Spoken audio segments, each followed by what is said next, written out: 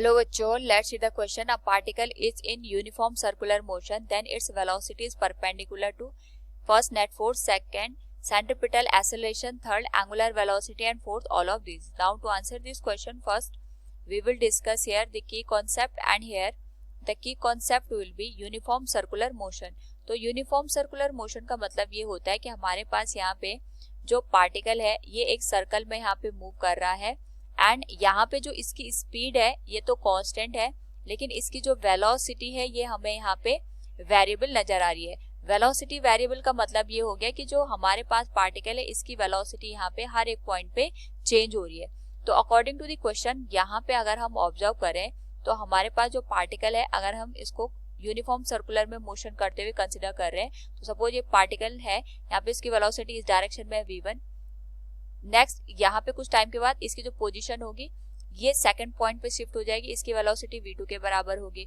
इस तरीके से अगर हम ऑब्जर्व करें तो यहाँ पे भले ही मैग्नीट्यूड वाइज हर एक जो यहाँ पे वेलोसिटी होगी वो तो सेम होगी, लेकिन जो वेलोसिटी की वैल्यू है ये डायरेक्शन में हर एक पॉइंट पे चेंज हो रही है.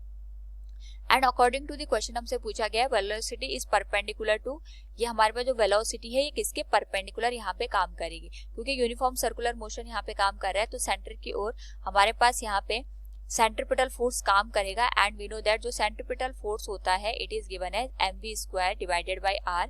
इसके करस्पॉन्डिंग अगर हम सेंट्रिपिटल एक्सीलरेशन की बात करेंगे it will be given as v square divided by r के, क्योंकि सेंट्रिपिटल फोर्स की जो डायरेक्शन होती है हमेशा टुवर्ड्स द सेंटर होती है, तो जो एक्सीलरेशन की डायरेक्शन होगी ये भी टुवर्ड्स द सेंटर हमें देखने को मिलेगी हर एक पॉइंट पे, दैट इज रेडियली यहाँ पे हमारे पास सेंट्रिपिटल एक्सीलरेशन गिवन होता है.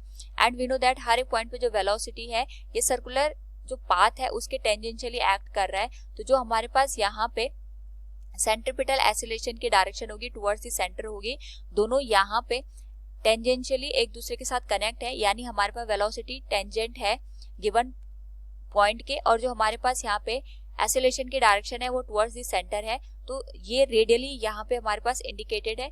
और रेडियली यहाँ पे हमारे पास अगर कोई भी वेक्टर गिवन होता है तो वो टेंजेंट के साथ यहाँ पे 90 डिग्री के एंगल पे अलाइन होता है. So we can say here AC and velocity are perpendicular to each other. तो हमारे पास यहाँ पे जो एक्सेलरेशन होता है और जो हमारे पास यहाँ पे वेलोसिटी है both are perpendicular to each other. तो एक तो ये सेंट्रिपिटल एक्सेलरेशन के परपेंडिकुलर होगा, दूसरा यहाँ पे नेट फोर्स के भी है यहाँ पे परपेंडिकुलर होगा, क्योंकि नेट फोर्स हमारे पास सेंट्रिपिटल फोर्स ही यहाँ पे काम कर रहा है, so it will also be perpendicular to the net force.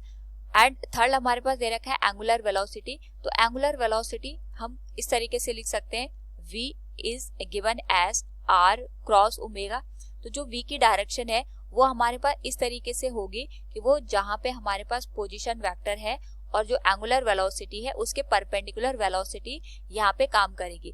तो जो वेलोसिटी का प्लेन होगा वो हमारे पास पोजीशन वेक्टर और एंगुलर वेलोसिटी के प्लेन के परपेंडिकुलर होगा. तो यहाँ पे भी हम देख सकते हैं कि हमारे पास जो वेलोसिटी है that is also perpendicular to the angular velocity. So from the given question we can say here a particle is in uniform circular motion, then its velocity is perpendicular to net force, centripetal acceleration, angular velocity. All of these option 4 will be the right answer. Hope all you understood it. Thank you and best of luck.